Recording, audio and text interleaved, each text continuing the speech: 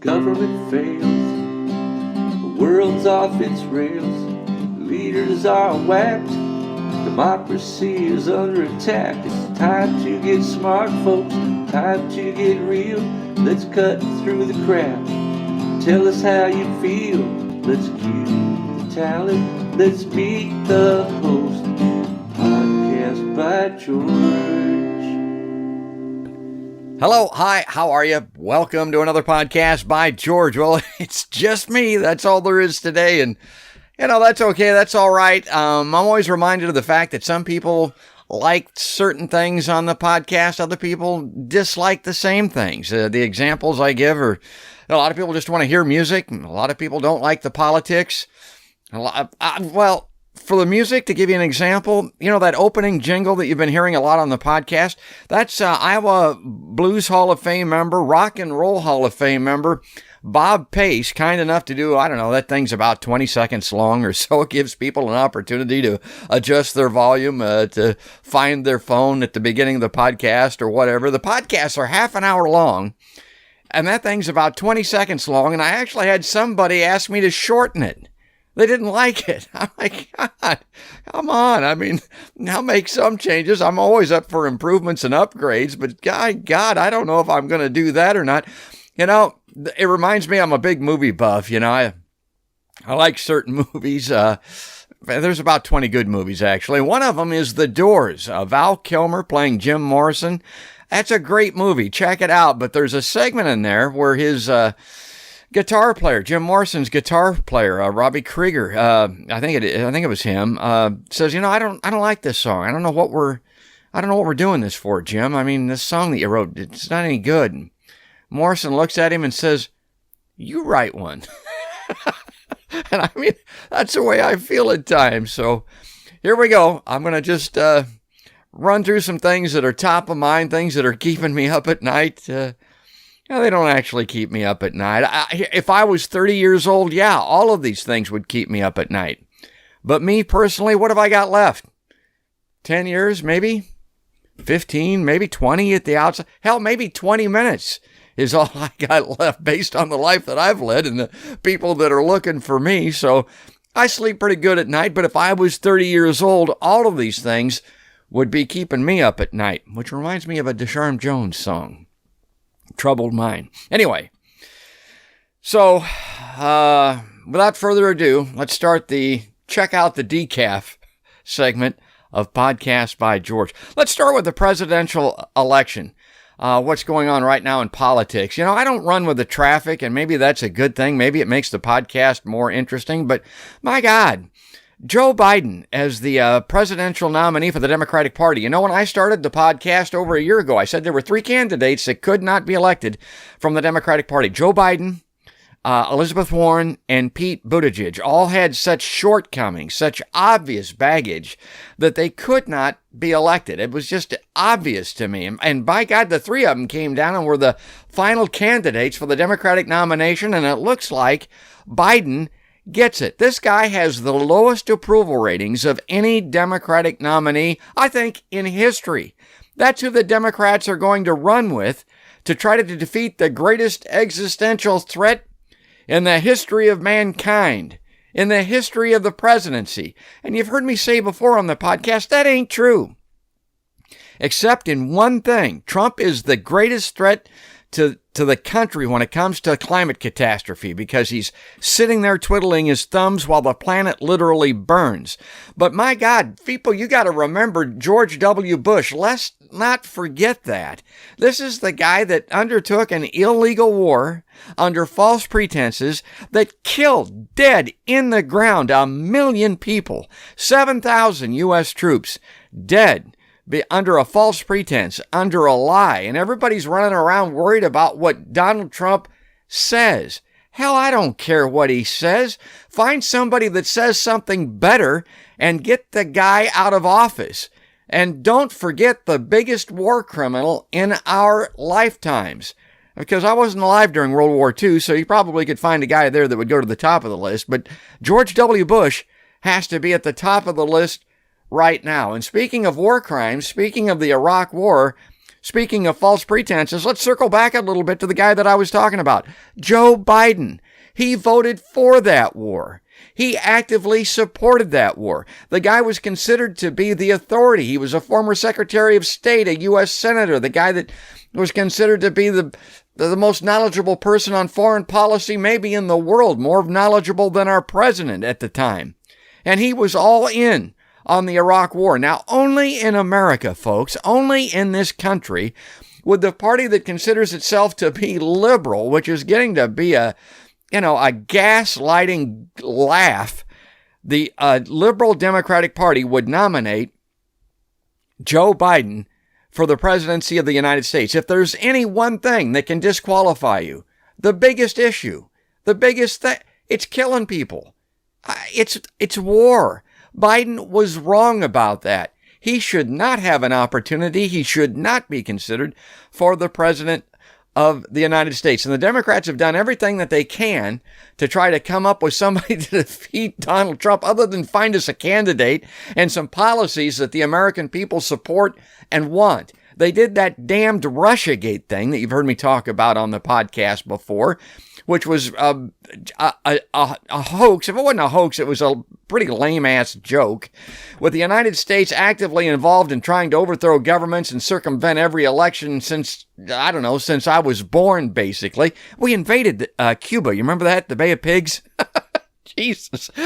Russia had a troll farm that may or may not, probably wasn't, according to what we can find, was not connected to the Russian government, that ran some memes on Facebook and a few $1,000s worth of ads, I think, on YouTube. And we spent 3 years chasing that around. Robert Mueller comes out and discovers that there's actually nothing there. He can't remember what's in his own report. A former FBI spook that supported that Iraq war, Robert Mueller, and his report was a massive dud. So what do the Democrats do? Come up with a candidate, come up with some policies and programs, find a way to defeat Donald Trump on the issues. Now, they undertake an impeachment trial led by that bug-eyed Gomer from California, Adam Schiff. And I don't know how well you followed that, but it was about a phone call to Ukraine that no one in the country gave a damn about. It was a very minor issue, regardless of what you think, and it was undertaken because the Democrats in Congress couldn't implicate Trump in anything that might implicate themselves. So they got to fight. It's hard to find these impeachment things when and you're in Congress and you've got to avoid implicating yourself. I mean, that's what the blowjob in the Oval Office was all about. That was just between Monica and Bill. And of course, you had Nixon with Watergate, a very minor thing. I mean, my God, this was a guy, Nixon that is, that invaded Cambodia and Laos, dropped thousands, hundreds of thousands, hell, I don't know, 1 million tons of bombs illegally in those countries that are still blowing up as we speak, as kids dig around in the dirt out there. Farmers find them and they blow off limbs and appendages right and left still to this day. We didn't impeach him on that stuff. We impeached him on a Watergate burglary to try to find some dumbass dirt on his political opponents. That's what we did with Richard Nixon. So this Adam Schiff dude chases Donald Trump around on this impeachment thing. It has no chance. Everybody knows it at the time. It distracts the country. It prevents us, I think, from coming up again with these policies and candidates that we need. And in the end, hands down, no doubt, not impeached, probably going to get Donald Trump reelected. And this Adam Schiff Gomer, you've heard me talk about the national security state. And I'm not a conspiracy theorist kook when it comes to this kind of stuff. You've heard me talk about this. Adam Schiff is the head of the House Intelligence Committee. You know that, right? And so he's chasing Trump around on this Ukraine thing, which is an intel thing. And the intelligence agency's been up in arms about this Goomba Trump since he was elected, because he basically said he didn't give a damn what any of them said or thought, wasn't going to pay any attention to him. They finally did get his attention, by the way. But the Russiagate thing began immediately after that. It segued seamlessly into this Ukraine Gate deal. Schiff, after he fails in his impeachment attempt as a member of the House and the head of the Intel Committee, votes to give Donald Trump, under the Patriot Act, unlimited spying power, basically. This guy that Adam Schiff stood up on the floor of the House and tried to implicate every which way but loose as being a puppet of Russia, to being guilty of treason, basically, is what they were accusing Donald Trump of.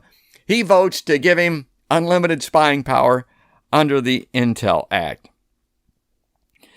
Okay, so where were we at? We're talking about the presidential candidates and Joe Biden. You know, Jimmy Dore is a big favorite of mine. I listen to his show all the time. He comes up with some pretty nifty phrases, and he calls Joe Biden a demented death rattle. I'm not going to go that far. You know, I'm not going to... That's pretty funny, but I'm not going to do that. But here's what I will say. You ever buy a new car? Now, I've done it once in my lifetime. You buy a new car, you get it just the way you want it. Hell, back in the day, people used to custom order them from the factory. I mean, that thing arrives and it's pristine and beautiful, and you really like it and love it.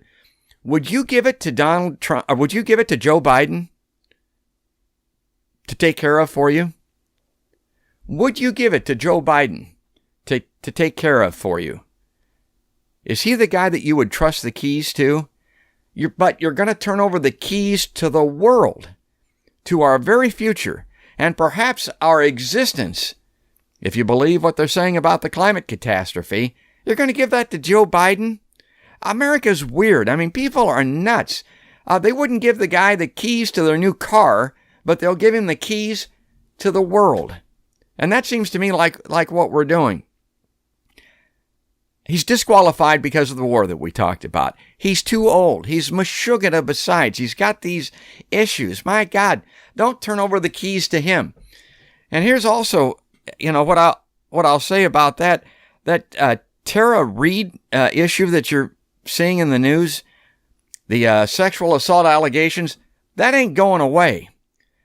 That's pretty credible stuff. It's at least as credible as what they were trying to dig up on Kavanaugh in those hearings, and that kabuki dance that resulted in him being confirmed, as everybody knew that he would, to the U.S. Supreme Court. Well, the same people that were outraged and wanted him kept off of that court, and hell, again, in the extreme, probably wanted him charged and put in jail, are sitting on their hands silently while this woman makes her accusations in kind of indie media, right-wing media, the corporate left-wing media in particular, isn't paying any attention to it. But I think it's not going away. I think it's going to result in Biden not being the nominee. I think they'll go ahead and choose him if it's just simply on his dementia issues. That didn't seem to bother anybody. But I think Tara Reade will probably bring him down. Okay, so that's Joe Biden. The other thing that's a dud in my book is the Bernie nomination. It's been described as punting on third down. People that everybody knows what football is, so you're going to know what I mean by that. But this guy, honest to God, I'm so mad at Bernie Sanders. I don't know where to start or to end, maybe. But he starts his campaign back in 2012. Runs for 4 years, gets screwed by the Democratic Party, doesn't get the nomination, although he probably deserved it, probably won it, if you believe the reporting since then. Then he goes back and starts another campaign for 2016, runs it up until 2020 and throws in the towel, gives it up and endorses Joe Biden. And everybody is thinking, my God, this is a guy that's supposed to be an independent thinker. He's supposed to be on the outside. He's supposed to be a revolutionary, the guy that's going to overthrow the political system in the United States and get us some things that we so desperately need. For instance, health care with Medicare for all, the Green New Deal, which we desperately need for the environment, free college education to get us out of the stupidity rut that America is in and has been ever since the end of, we had free education, basically. People in the military got it. That's what the GI Bill was. It worked famously. We were going along great.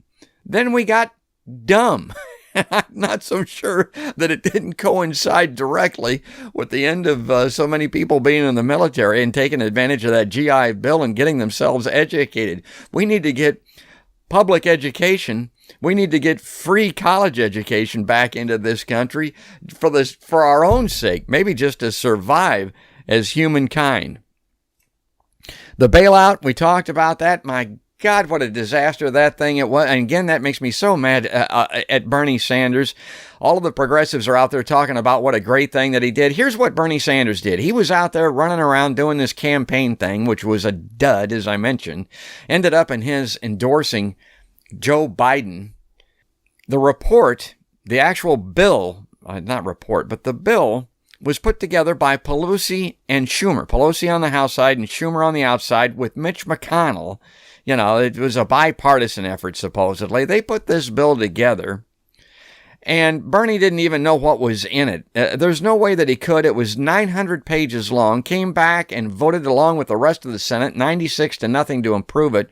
Did a little grandstand where he debated, stood up and made a speech in opposition to an amendment that was doomed to fail by some Republican right-wingers. Didn't have a snowball's chance in hell. Wasn't anything to be concerned or worry about.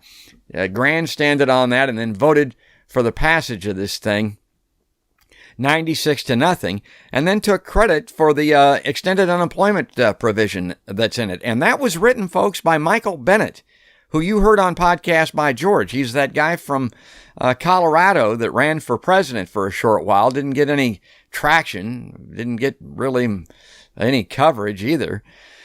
And I don't know how good he would have been, but you heard him on the podcast. But he wrote that unemployment provision. Bernie simply voted for the bill that included it. That's as much as he did. The Progressive Caucus in the House didn't do anything. They refused to object to it. They voted for it. It's the greatest upward transition of wealth in this country's history. It didn't do anything for workers. It put all of the money and power firmly in the hands of the corporations, the multinational corporations, by the way.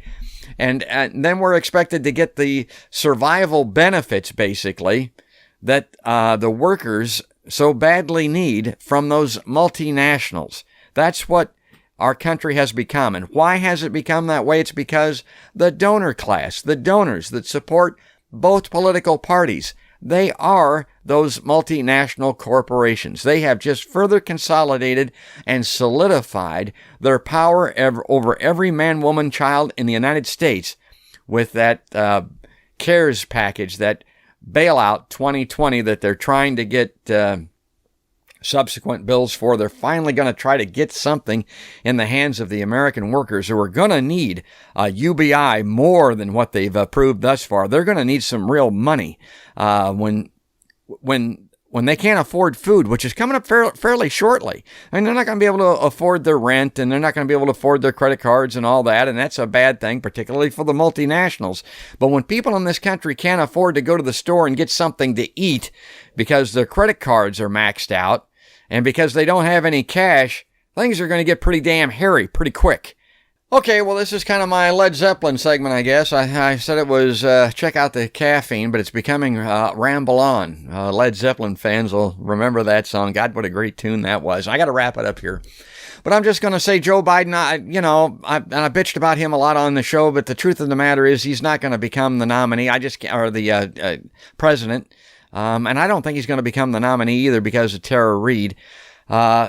Basically, the United States is split into almost Civil War type parameters. We've got the Union Army up north, and we've got the Confederate South and the red states here in the United States. And those folks are not voting for Joe Biden at all. To them, he's the head of the Union Army, basically. They hate these people's guts and livers. They associate him, perhaps rightfully so, with the Clinton and Obama administrations that they've already turned hands down on in 2016. So, I mean, he couldn't get elected even if he was the nominee. But that said, here's the final thing that I will say is that people that are running around with this blue no matter who bullshit, they got to give that up. There are some things that if Joe Biden were to get elected, let's say Trump detonates. Everybody keeps saying that, the walls are closing in. It ain't happened yet. The dude told people to inject disinfectants or suggested the potential of it or whatever. My God, if that doesn't bring you down, I don't know what is going to bring you down. So Trump's probably going to make it through to November. And if he does, I don't see Biden beating him. But what you want to do right now is don't go blue no matter who. Be adamant with your elected representatives. Be elected with the pollsters. Be adamant with Joe Biden. If you're going to be our nominee, if you want my support, if you want my vote in November, which is really all we have is a vote, here's what I want. First and foremost, I want the survival of humankind. I want you to commit to the Green New Deal or something pretty damn close to it. I want that, or you're not going to get my vote. You're going to get 29%, and you're going to go down in a flaming ass disaster on the level of Walter Mondale or, Barry Goldwater or somebody like that. Now is not the time to let somebody like Joe Biden with this horrific track record when it comes to war and climate to know that he's already got your vote. Because if he does that, you know whose interests he's going to start to serve between now and the election and then afterward? Yeah, the donors, those multinationals, those people that are pumping money, those people that have his ear, the people that have the biggest voice in the history of the country. That's who's going to get Joe Biden to do things. If you support him now, if you're blue no matter who, he's going to forget about you so quick he doesn't need to do what we want. If we're going to vote for him anyway because we hate Donald Trump so much. The orange man has broken our brains. We're so crazy, frothing at the mouth about Donald Trump. We'll vote for anybody. And I've heard people say that, any functioning human being. Now, don't tell them that because they'll do something that you're really going to hate. I mean, like death to mankind. All right. So let's wrap it up. Let's end it there. I'm out of time. I wanted to talk about Julian Assange, and I'll save that for a future podcast because that's really big stuff. That would be my parting salvo here. Start paying attention to what's happening with that guy being extradited out of Britain to the United States. They want him badly. They want him dead. They want him hung by the neck until he is dead. For revealing truths, for publishing stories, for being a whistleblower and a truth teller. He's a journalist, folks, and we'll get into that more. That's coming up. I'll save that one. That'll be my next check out the decaf segment. We're going to wrap it up. If you like this, if you like just me, please comment, say something below. If you don't, say that as well. It doesn't offend me because most of it is news, blues, and interviews with other folks. So I'm just happy to do this once in a while. Go on a rant. Follow us on Facebook and subscribe to us on YouTube. That's really important. Like it on YouTube and then click that bell icon there so that you get notified of each and every new episode. But for right now, that's going to wrap it up. That's another podcast. By George.